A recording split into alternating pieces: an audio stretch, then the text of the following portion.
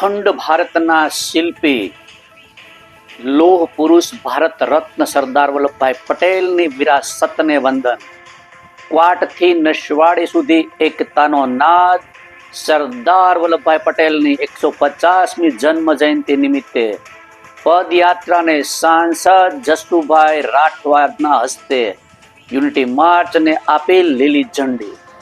નમસ્કાર, સહજ ન્યૂઝ સાથે હું છું ગોપાલ વેસાણિયા. ક્વાટથી અમારા પ્રતિનિધિ શિલ્પા શાહ પાસેથી મળતી માહિતી મુજબ ક્વાટ ખાતે સરદાર વલ્લભભાઈ પટેલની 150મી જન્મ જયંતિ નિમિત્તે યુનિટી માર્ચ પદયાત્રાનું આયોજન કરવામાં આવ્યું હતું. દેશના લોખંડી પુરુષ અને એકતાના પ્રતીક સરદાર વલ્લભભાઈ પટેલની 150મી જન્મ જયંતિના અવસરે 138 જેતપુર પાવી વિધાનસભા ક્ષેત્રમાં ભવ્ય યુનિટી માર્ચ પદયાત્રાનું આયોજન કરવામાં આવ્યું હતું.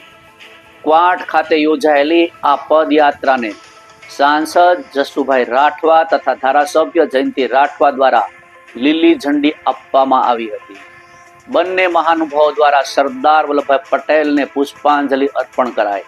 યુનિટી માર્ચ ગાયત્રી મંદિરથી શરૂ થઈ શેરડી વાસણ ચોકડી, હમીપુરા ચોકડી, ક્વાટ પોલીસ સ્ટેશન તથા નવા બસ સ્ટેશન, ધનીવાડી ચોકડી, ડોન બોસ્ક ચોકડી, નસવાડી ચોકડી સુધી આગળ જતા ગ્રામજનોએ ઉમંગપૂર્વક સ્વાગત કર્યું હતું.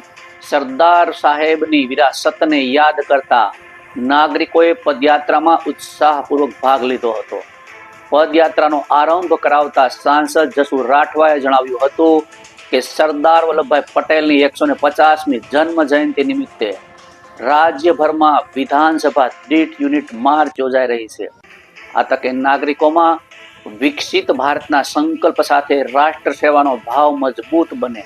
તેમણે વધુમાં ઉમેર્યું કે સરદાર પટેલની દૂરદેશી ધીરજભર્યા પ્રયત્નોથી ભારત એક અખંડ રાષ્ટ્ર તરીકે ઉભર્યું છે અને તેમણે પોતાના યોગદાનને હંમેશા યાદ રાખવું જોઈએ. આ પ્રસંગે ધારાસભ્ય જયંતિ રાઠવા તથા અગ્રણી જયદીપ રાઠોડે પ્રાસંગિક ઉદ્બોધન કર્યું હતું. ઉપસ્થિત સૌએ એકતાનો શપથ લીધો હતો. કાર્યક્રમમાં સાંસદ ગીતાબેન રાઠવા, નાયબ કલેક્ટર અનિલ હળપતિ, તાલુકા પંચાયતના પ્રમુખ મુકેશ રાઠવા, એપીએમસી ચેરમેન મુકેશ પટેલ, મામલતદાર, તાલુકા વિકાસ અધિકારી, જિલ્લા પંચાયતના સદસ્યો, વિવિધ ગામોના સરપંચશ્રીઓ, આગેવાનો, શાળાના વિદ્યાર્થીઓ અને શિક્ષકો ખૂબ મોટી સંખ્યામાં ઉપસ્થિત રહ્યા હતા. રિપોર્ટર શિલ્પા શાહ, સહજ ન્યૂઝ, ક્વાટ.